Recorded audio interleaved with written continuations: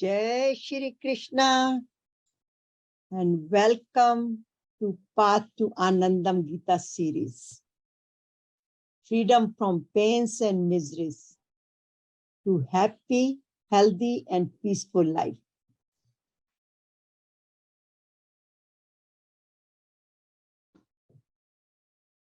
I'm Satya Kalra, your host and founder of Path to Anandam. Blessing of Swami Hariharji Maharaj. We are all gathered together here, guided for each subject, whole presentation, and whatever you see on this page. All these bestseller books is the blessing and fruit of his guidance, where I have been coaching, teaching Bhagavad Gita, now I would say more than 30 years. To different walk of lives, all walk of lives, from CEOs group, universities, individuals, conferences, workshops. So thank you very much, Guruji, coming in my life and guiding me every moment with the teachings of Bhagavad Gita. Today is series number 18. Develop global interest and welfare for all. And we will be speaking about this, discussing based on Bhagavad Gita, chapter 3, verse 20, 21, and 26. What is global interest?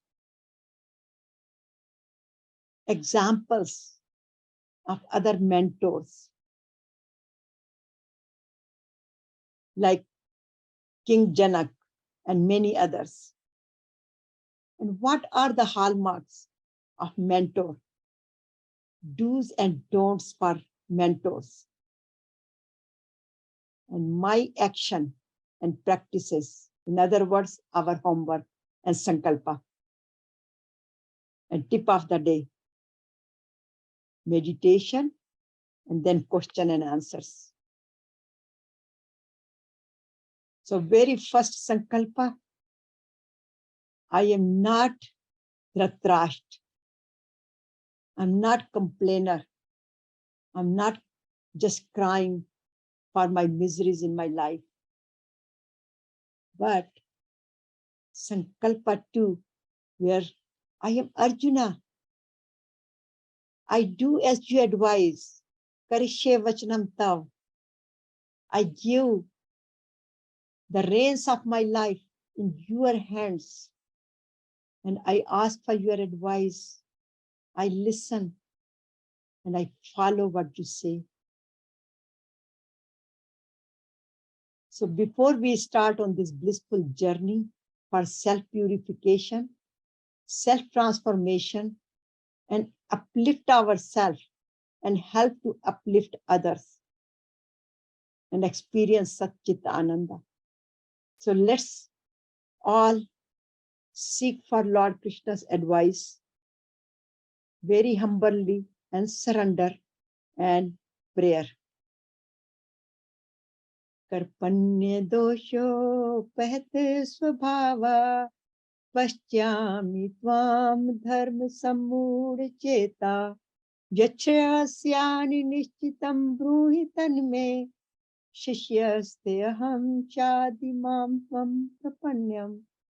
Śhreṣhṭhas aham chādimāṁ tvam prapanyam. Just visualize that Lord Krishna is standing in front of us and we are asking for his advice, that my heart is overpowered by the pittiness and I have lost all of my composure. And my mind is confused about my duty, my dharma, what to do and what not to do. So I'm asking your advice. Please guide me what to do and what not to do. And with what is the best for me, not that what I'm asking for it. So I surrender to you. And thank you for coming in my life.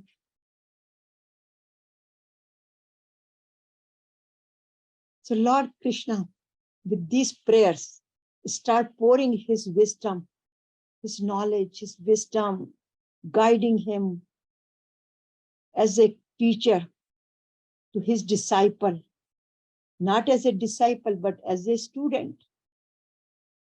Because Arjuna has not become the disciple yet, because he did not know that his friend Lord Krishna was a God himself. So as a student, he gives this wisdom of Bhagavad Gita, which is the step-by-step spiritual instruction manual to operate our life righteously. It teaches us, not just Arjuna, it teaches everyone how to choose our righteous path and convert every karma, every activity into dharma, righteous action. So it becomes, every action becomes into karma yoga, every karma becomes into karma yoga, means every action that brings us closer to God, help us to purify ourselves, transform, and finally experience eternal happiness, peace, anandam. While living in this world, it's not that when we die, while living in this world, so every activity of ours becomes dharma, karma yoga, and beyond. And these are the such a beautiful description of Bhagavad Gita given by Swami Hariharji Maharaj. So when Lord Krishna starts guiding Arjuna, Arjuna is more confused because he tells him that you are not the doer. Your body is temporary. You are the pure Atma, everlasting Atma. And then he tells him to do your action for self-salvation, for the society, protect the society, because you are a Kshatriya. So he gets very confused because he did not want to get engaged in this Kurukshetra war because his loved ones were there and he was concerned, fearful that he might incur the sins and he might lose his family members, he might kill them. And that's where he asked Lord Krishna, what should I do? Should I just follow the path what you just told me? I am everlasting Atma, body is temporary, so let it be. So why should I perform karma or karma yoga? And that's where Lord Krishna guides him and removes his ignorance of these layers of ignorance, just like onion, removing one layer at a time and then finally get to the sweetness of the onion, the essence of the life. Through many steps, these 7 steps, make him from a human being, Jiva-atma, to Dharmatma by performing the karma yoga and finally merge him to Paramatma. In other words, his body, mind, and soul all became one. Removed all of his 5 plus 2 enemies, Kam, Krodh, Lobh, Moh, Ankar, jealousy, resentment, all help him to remove through these 7 steps and finally make him gunatit, reach to his unlimited potential, his true nature. In other words, union with God, self-realization. And this is a summary of Bhagavad Gita. So what does Bhagavad Gita does? It makes man to God. So why and how to do karma yoga? Purpose, process, and benefit of selfless service. We are on the subject of karma yoga, which is started in Bhagavad Gita chapter 3, and then chapter 4 and chapter 5.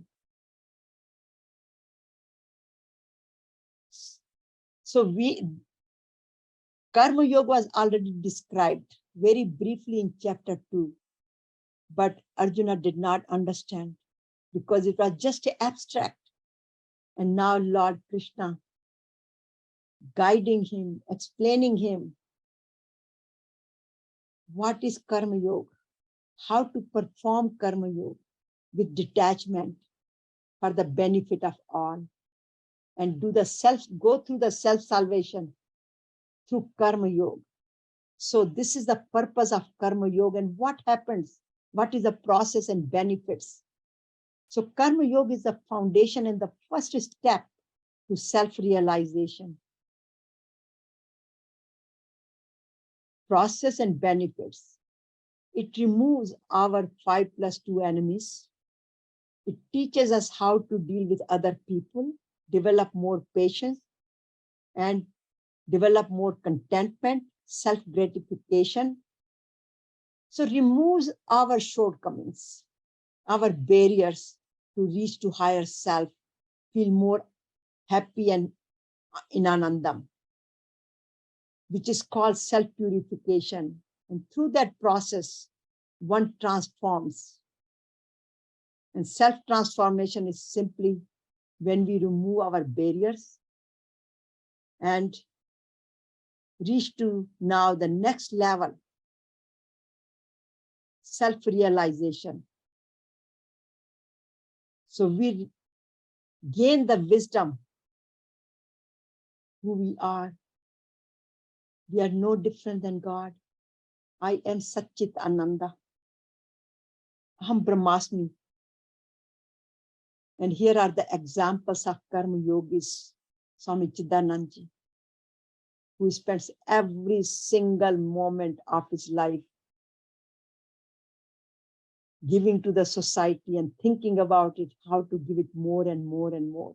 Because karma yoga does not mean that we have to go and engage into wars, but any activity, when we do it with tan, man, dhan, with full consciousness, whether it's a meditation or gardening or cleaning our home, cooking, anything like driving, etc. When we do it with full consciousness, that is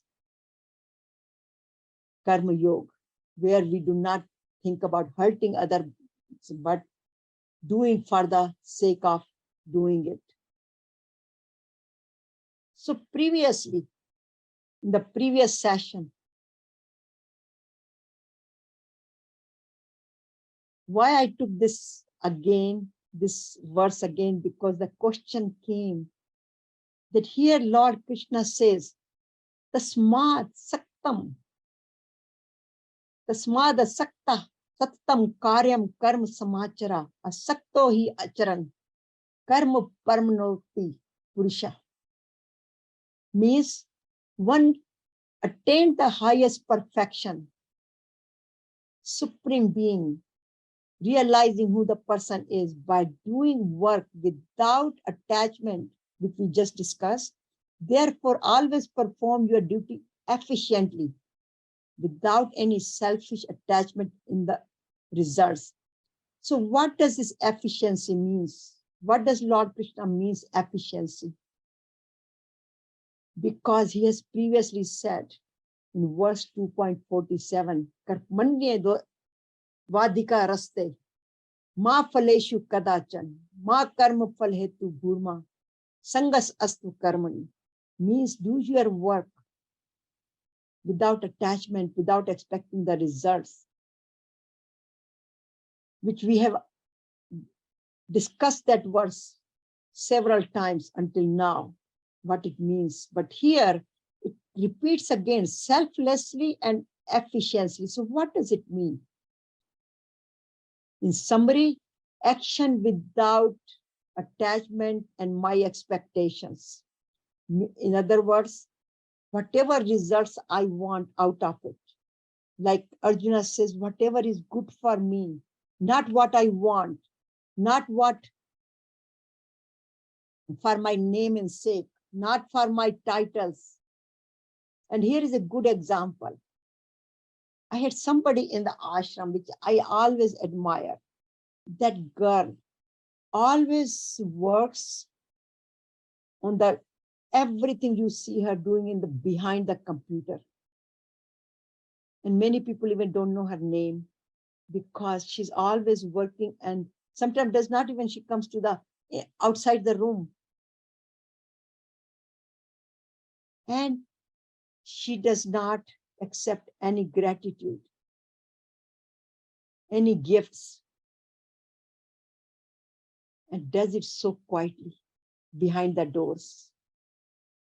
That is a true karma yoga, not looking for any titles, which is the welfare for all. Sarva bhutite rata. And focus, efficiency only comes when we really focus, like Arjuna, who put his arrow in the moving fish for Draupadi Swambar.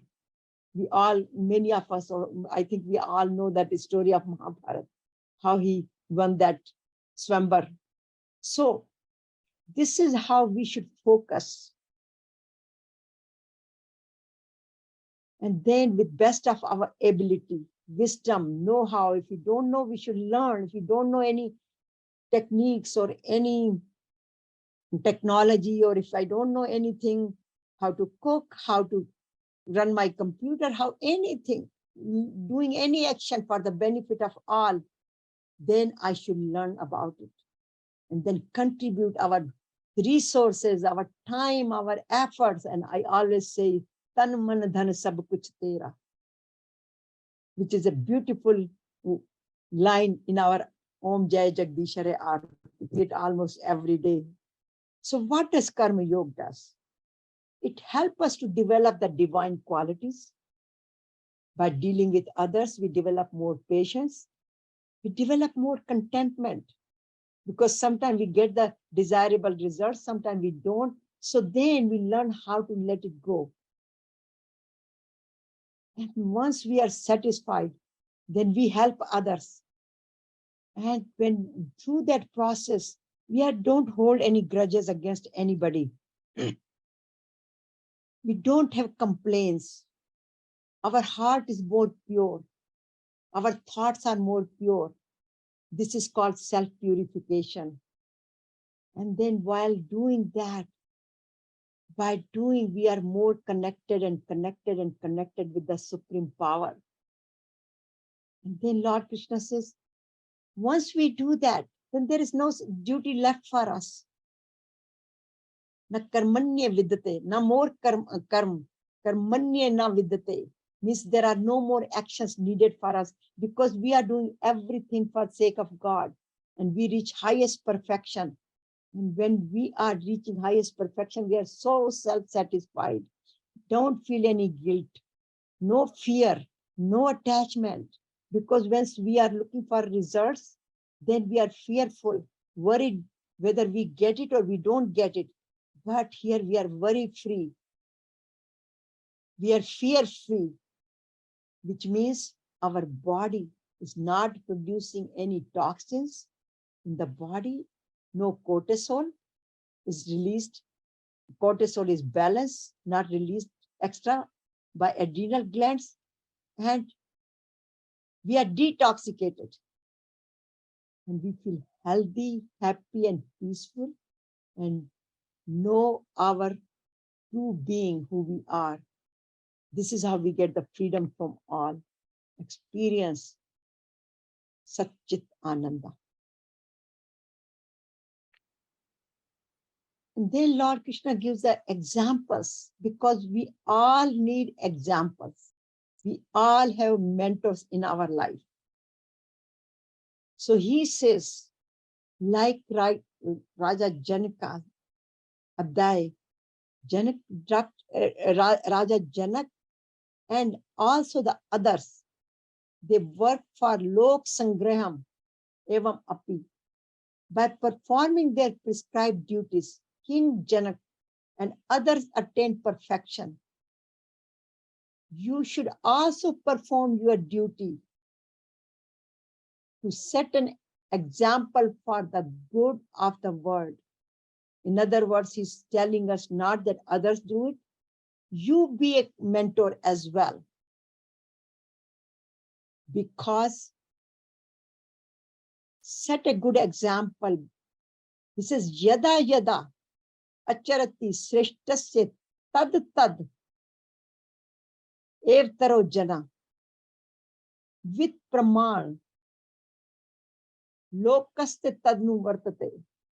Means he's saying, karanya vidyate, though these people are already transformed, self-purified, they contribute to the wheel of creation through cooperation. Still,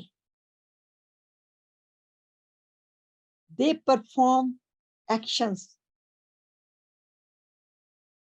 for the rest of the world, for the welfare of the community, society, for the whole universe. So it says, whatever action great person performs, common people follow. Whatever standard they set, all the world pursues. And then he also says that, as Tulsidas said, that the people, one who renounces worldly duties without the concurrent internal enlightenment with divine knowledge, treats the quick path to hell. In other words, like Raja Janaka, why the doctor Raja? Sorry, I always it comes as a doctor because I'm so affiliated with them, but it's a Raja Janak. Why Raja Janak example was given? Because he performed every activity as a karma yogi. Through his action as a karma yogi, benefit for all, with selfless service, he contributed to the wheel of creation. That's what Lord Krishna says we should all do, and if we don't, we are thieves. So he says we should contribute, and he did. And through that path, he realized who he was. He became a self-realized soul. But he did not stop there, though there was no action needed for him to do, but he wanted to set a good example for others. And he continued to perform his duty. Another good example, Guru Nanak Ji. He was a realized soul. He didn't need to do anything, but he went from places to deliver his message. So other people follow his guidance and do best for the society. In other words, they also become walk on the same path. But if we don't and impose our path, there is another verse which comes later. But what is a mentor? Who is a noble soul? Who is a mentor?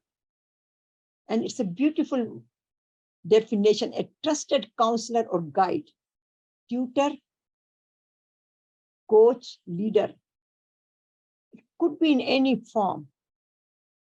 But what qualities they must have?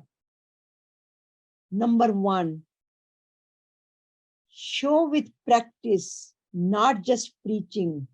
Gita is a practical guide which guides us practice, practice, practice. Not just speaking about verses, not just speaking about translation.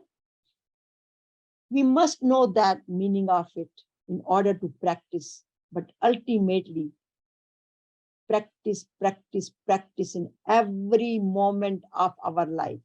We should become not just the talking Gita, but walking, working Gita, and follow the righteous path.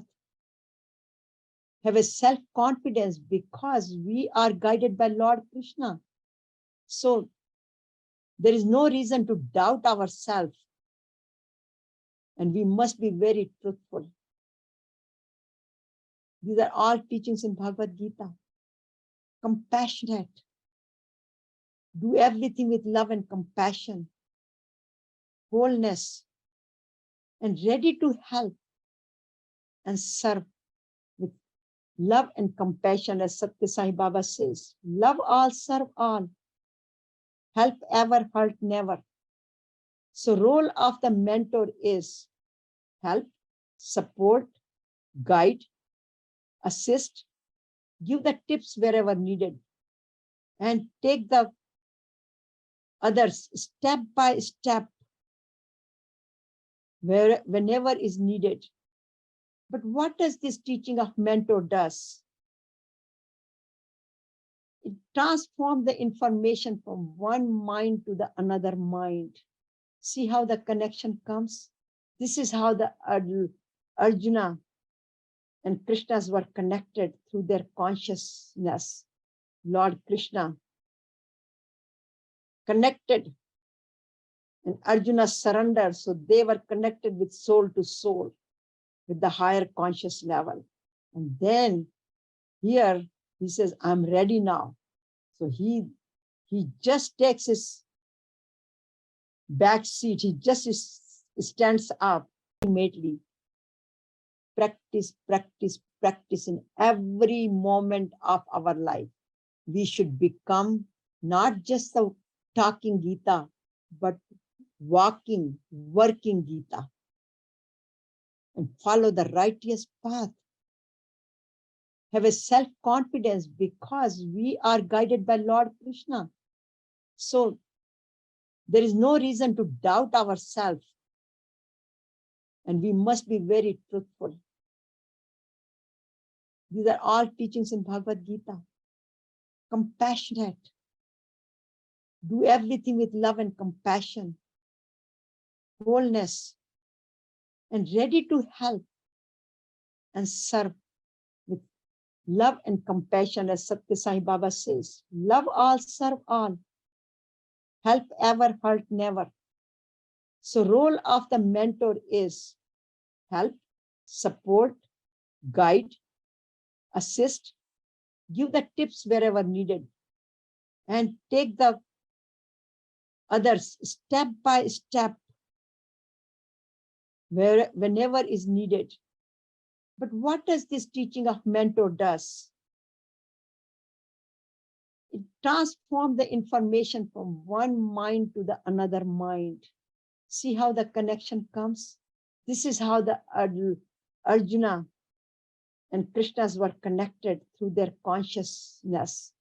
Lord Krishna connected and Arjuna surrendered, so they were connected with soul to soul, with the higher conscious level. And then here he says, I'm ready now.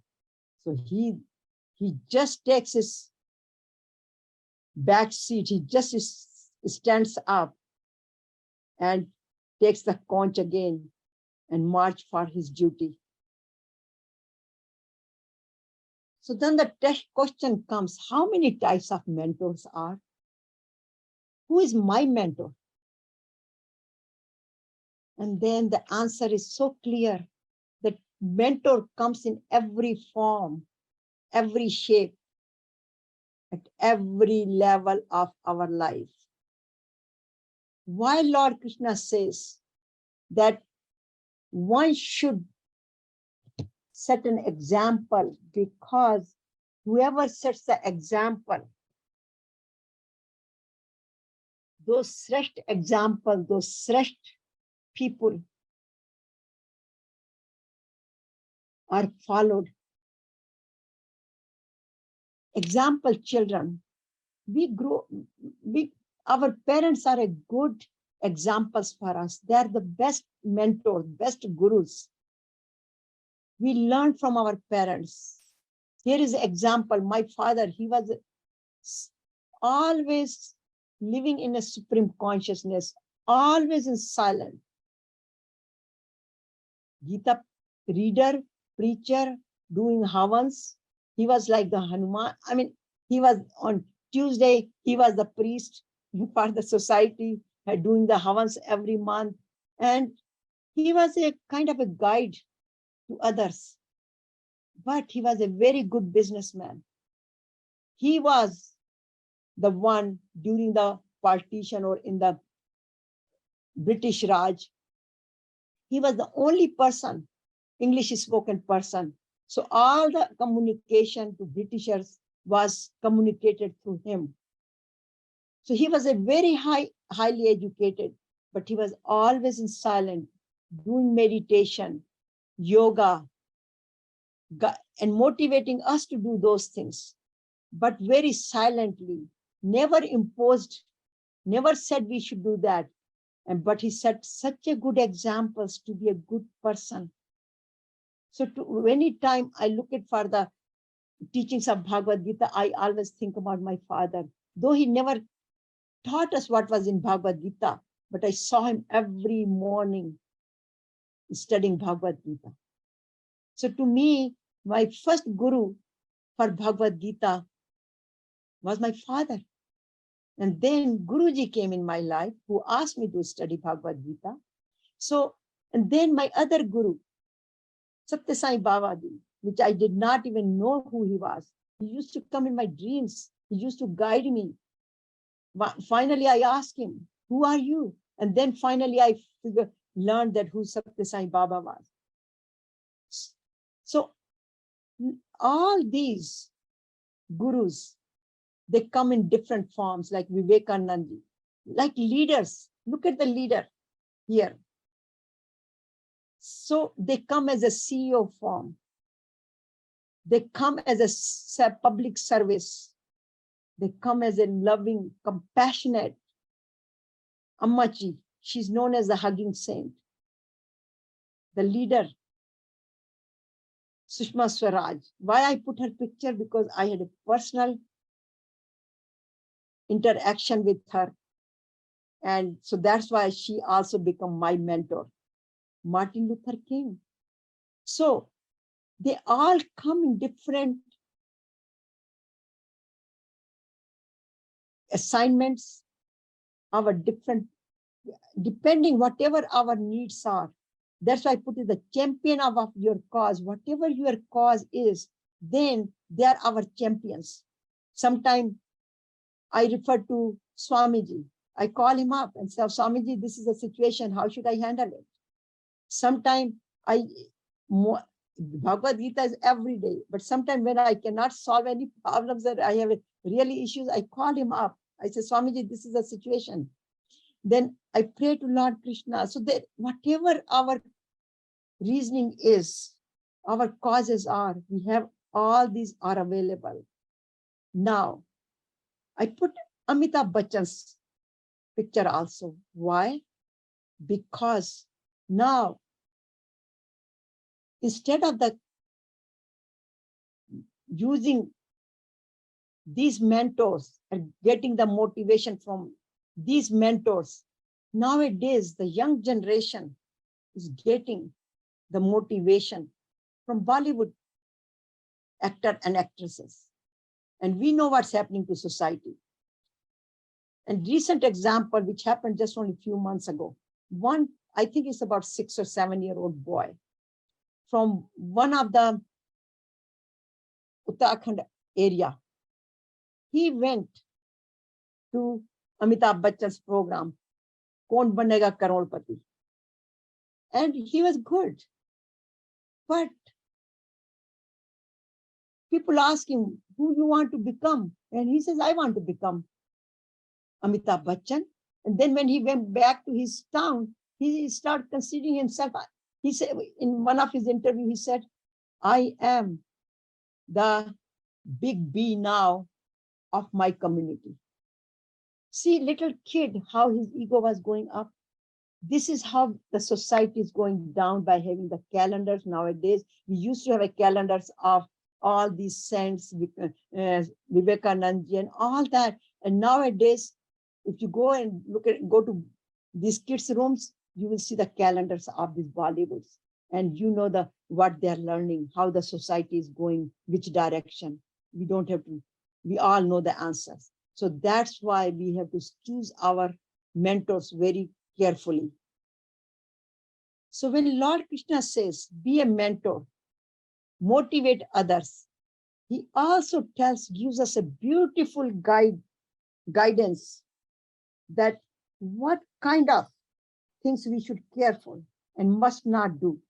So he says, the wise should not create any disturbance in the minds of the ignorance that are attached to the fruit of action. Instead, he should inspire them by performing his duty delightfully and efficiently without any selfish motive. We already spoke about what does efficiently and selfishness is and selflessly is, how one should perform. In other words, good example is, especially in India, you cannot get the work done when you go to offices with higher authorities, and bribery is so common there. And when you tell someone not to pay the bribery, the answer you get, it's such a long process, I will not get anything done. So it's a shortcut. Kaun inke chakkar kaatta rahega? Thode paise de ke chutti karo. This is how we are promoting the misdeeds in the society. Also, when we are on the spiritual path, we learn teachings of Bhagavad Gita. We do the interpretation according to our own wisdom. And sometimes we take some actions, impose our findings on others, and we say, you should not do this, you should not work, you should do only meditation, or vice versa. And we should only go on the Gyan Yoga path, we should only go on the Karma Yoga path. All these kind of people have their own, based on their own personalities, whatever spiritual practices suits them, they start imposing on others. And this is where Lord Krishna says, we must not impose our practices on anybody. We should strictly focus on whatever is given in the scriptures and continue to do our karma yoga, because through karma yoga, we can go to the self-salvation. So, what is my homework? Here is the time to go for the homework. Swadhyaya Abhyasnam. Ask question to yourself. Who do I inspire? What kind of mentor am I? As a parent, as a boss, as a public servant, or as a friend, whatever area we are in, we must follow these guidelines to be a mentor, but we must be a mentor with those guidelines. And as I showed before, who do I get my inspiration from? And I'm going to show this again. I put this one together here. It's because my life is full of noble souls. All these souls, they guide me. They have changed my life and direction of my life. And you can see many of them. When I meet them, I get such a big inspiration from every single one of them. And then God brings those people in our life. Here is an example, because we become magnet, because if we are interested in their teachings, they will come in our life. Here is a good example I wanted to share with you. I was traveling from Delhi to, I don't recall, I think in Hyderabad or vice versa or some other conference. And I was reading my Bhagavad Gita. It was early morning. And I noticed this fellow who was sitting next to me was reading his Bhagavad Gita. And of course, by his look, you can tell he was from ISKCON. So I just introduced myself and asked him that this is who I am, and asked his name also. And he happened to be the most highest person, the global leader of ISKCON. And we had so much to share with each other during that flight. Ma Karnamai. I was traveling again from USA to India, and we were on Emirates flight. And we, all of a sudden, we are in the same cabinet sitting next to each other. So many saints, I don't know, I meet so many saints on the airports and somehow end up sitting next to them as well. We talk about Bhagavad Gita. So we learn from each other. So the question is, here comes a little summary of it. Who do I inspire? And who do I get my inspiration from? All these saints, they have given me some different direction of my life. I put this one in the center. We will talk about this story some other time, because it's a little bit long and little bit very exciting story. So our Sankalpa's time, last week, Sankalpa number 17. And previous to that also, because it is about Karma Yoga. So our Sankalpa has been, I am Karma Yogi. I work selflessly with love and compassion. I help and serve others. And this week's Sankalpa, and Sankalpa means we must practice for this coming week and build upon previous Sankalpas. So it's not that when we have a new Sankalpa, the previous Sankalpa goes out of the window. No, we just build upon it. And here I am the noble mentor. And my Sankalpa is I have a global interest. I help and serve others. And through that, I experience happy, healthy, and peaceful life. Who am I? And again, with Sankalp Prabhavan, once we put the Sankalp, with that effect of Sankalp, with that commitment, little by little, we start practicing it, and it becomes a part of our life.